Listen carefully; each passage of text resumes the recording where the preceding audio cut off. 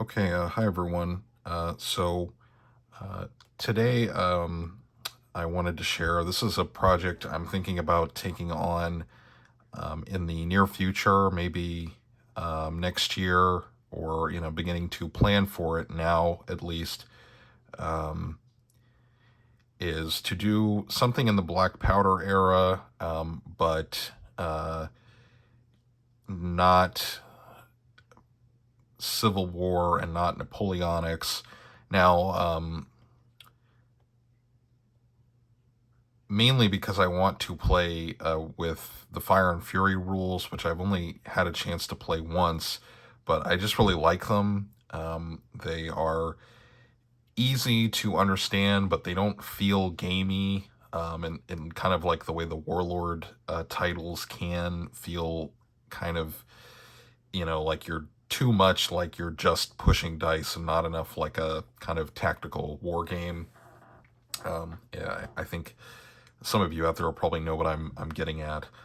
But in terms of a miniatures project, I didn't want to do a Civil War thing because even though I find Civil War history very interesting, um, the uh, painting a bunch of Federal blue and Union, or sorry, and Confederate, gray and brown, just doesn't really speak to me right now. I think someday I will do some Civil War armies if I can find a battle I like and maybe do the forces for that. But anyway, and on the other end of the spectrum, doing Napoleonics. When I tried to sit down and paint Napoleonics for the 1809 campaign, I got really too stressed out about trying to get the facings right. Now I know that people would say, "Well, just don't worry about it. It's not going to matter." I know that's intellectually, rationally, I know that's true, but I just kind of get, it doesn't, I get too stressed, doesn't make it fun. But friend of the channel, Jeffrey, who also donated to my Ko-Fi recently, so very want to thank him again. Um, he suggested on Facebook to do Mexican War, and I think that was a great idea. Um, and when I was doing some reading on it the last today, I thought about. I was looking at the uniforms, and the uniforms I think are really cool looking for both the U.S. and the Mexicans. They are a little plainer than the Napoleonic period, but I think they still have kind of a romantic flair that the Civil War period uniforms really don't. Um, and the and as far as I could tell, it didn't seem to me like there was a lot of like detailed like kind of facings you would need to know. Um, at least for the U.S., maybe the Mexican forces were different. Um, but at any rate, I think doing this will be interesting. And so, like any good war game project, I think it's always should start for historical wargaming, with um, reading in the library or at the bookstore. And I went to the used bookstore today and picked up. They had this. This is a kind of a concise book. This is a reprint from I think this was reprinted in the 80s, and the book was originally published in the 60s. But I wanted to make sure I got something that had good research. And as I was leafing through this in the store, I saw that the author of this did his job correctly, because we've got a range of sources of memoirs and documents, government documents, letters, like he cites just in this page, letters of Zachary Taylor from the battlefields of the Mexican War. So collections of correspondence. And it's not a terribly long book. It's only just under 400 pages. And the author has a pretty nice narrative style, so I was happy to find this. And I think this will be a good introduction. There's a couple other books that I know of, that I had knew of before when I thought about reading up on the Mexican War. I think probably the most famous one is, or the yeah, is the book So Far From God: The U.S. War with Mexico, 1846 to 48, by John S.D. Eisenhower, who's, of course, related to General Eisenhower. And Eisenhower's book is a lot heftier. It's like 500 pages, so I do want to pick up a copy of it eventually. I am a fan of a good tome. I think history books, especially these days, the publishers make them way too short. But anyway, discussion for another time. And then the other one is called The Dead March by, I think it's Peter Perdue. That's more recent, and that I think is supposed to use more of the Mexican sources. But anyway, and the other book, the one I have that is also related to the Mexican War, but is kind of not related directly, is this book, which is one of my favorites. I haven't read this in a while, but this is What God Hath Wrought by Daniel Walker Howell. This is part of the Oxford History of the United States series, which has some good books and some not so good books. I would say that this one, and then James McPherson's Battle Cry of Freedom, and The Glorious Cause by, his name escapes me, that's a good one. And then Gordon Wood also wrote Empire of Liberty, which is about the early republic. I think those are quite good. The later volumes I'm not so sure about, but at any rate, this one, which deals with the Mexican War, obviously because it goes to 1848. When I read this in high school, this like really changed my view on like antebellum history. It was found it to be very fascinating. I think, in the U.S. we tend to kind of not really think about this period as other than, it's like the lead up to the Civil War, and for good reason, of course. Or, if we think about it, it's generally about, the South and slavery. And again, that's also like a part of it. But this book really made me understand like the role, for example, like Andrew Jackson has in changing American politics, the impact of like early industrialization, all that kind of stuff. I think I'll want to sit and reread this.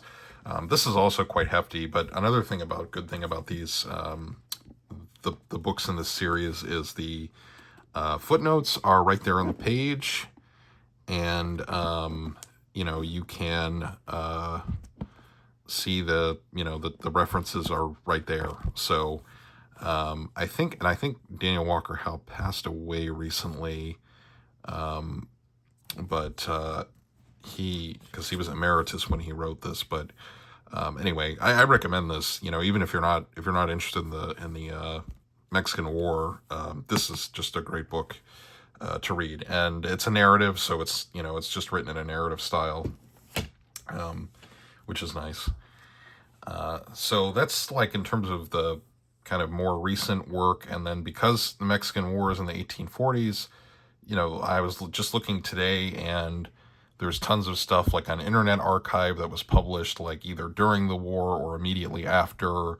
The Mexican War is obviously famous for a lot of Civil War generals had their kind of saw the elephant, to use the contemporary terminology, during the Mexican War when they first saw combat.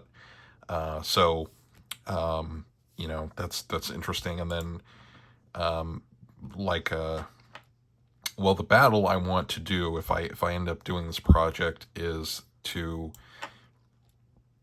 start small. I'm going to try to get the Battle of Palo Alto put together. And this was in Texas in 1846, May of 1846.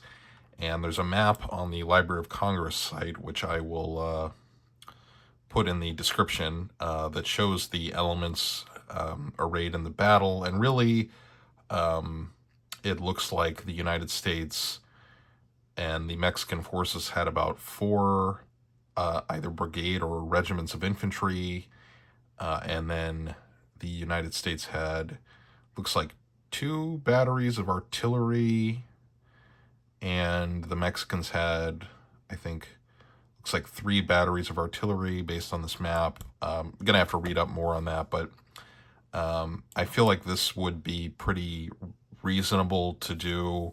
Four units per side plus infantry, 4 units of infantry plus, a handful of artillery for both sides. I think that would be fairly easy for me to paint up, and I can also decide, if I enjoy painting this stuff or not, because sometimes, you get into a miniatures project and you don't really like painting it. But I think this will be, at the very least, even if I only do enough Mexican War figures just to be able to play the Battle of Palo Alto, I would consider that a nice little project complete, because, maybe if I want to go to a small convention or, run local games, which I'm trying to get organized in my city, some local games, and maybe if I can get a consistent group going, set up some kind of club. But anyway, that way I've got something, and and it's something where I can play Fire and Fury. Because the other conflict I considered to play with Fire and Fury was the Hungarian War of Independence, or the Hungarian Revolution of 1848, which there is a Hungarian who makes really nice looking figures for the period, but I don't really just know enough about it. I know a little bit. I know about Kossuth Lajos and things like that, but I don't know like the military details, and I would imagine that would be quite difficult to do, and probably be a bit more than I can handle right now in terms of research. So I think Mexican War is easier, and plus, as much as I cover like the Ottoman stuff on here, I do love American history. It's just not what I do for a living, basically. So I think Battle of Palo Alto will be a good option, and I can see what how much I can do. And in terms of figures, there's Blue Moon. Makes Mexican War figures for both nations, and then I was looking today, and Old Glory, which is, if you want to find it online, it's 19th century miniatures. They have pretty extensive ranges for both the U.S. and Mexico. I think they have more stuff overall than Blue Moon. So I'm leaning more towards 19th century miniatures, because they have some army bundles. Maybe I want to try that out, but regardless, there are options out there, and the uniforms I think look kind of neat, so looks like it'll be fun to paint, but not too much where I get stressed out about it. Maybe as silly as that sounds. So I think that'll be fun, and like I said, it'll give me a chance to play Fire and Fury. And I think it would also be cool to be able to take Mexican War games to some local conventions. I was planning to attend, this is kind of a changing subject, but a update. So I was planning to attend the Advance the Colors here in Ohio in October. Unfortunately, I have a family event that weekend, so I can't do that. But I will try to get to a different convention soon, and bring either the Battle of Satsora, or depending on how my Belgrade solo game goes, I will bring the Siege of Belgrade to a convention, or hopefully I can get some games organized in here in where I'm at in Columbus. So that's what I'm thinking about. Now, if I do Mexican War, where does this put the other projects? Right now, the main project is to do Tamerlane's army, which I am working on. And I have ordered more Timurids from Coruscant. I'm just waiting to get back to my regular painting studio to work on those. The other thing is I needed more Tatars for those, which I have now ordered, in part thanks to kind donation from Jeffrey. So thanks to him. And I will be using those Tatars both for Tamerlane's army and for my Ottomans to do the Battle of Satsura. So the Tatars I can use for any a lot of different armies. They're pretty flexible. A lot of horse archers are. So that's still being worked on, and that will take me some time just to keep putting together Tamerlane's army. But I feel I'm making good progress on it because I don't need to do very much more to get the Ottomans into shape for that.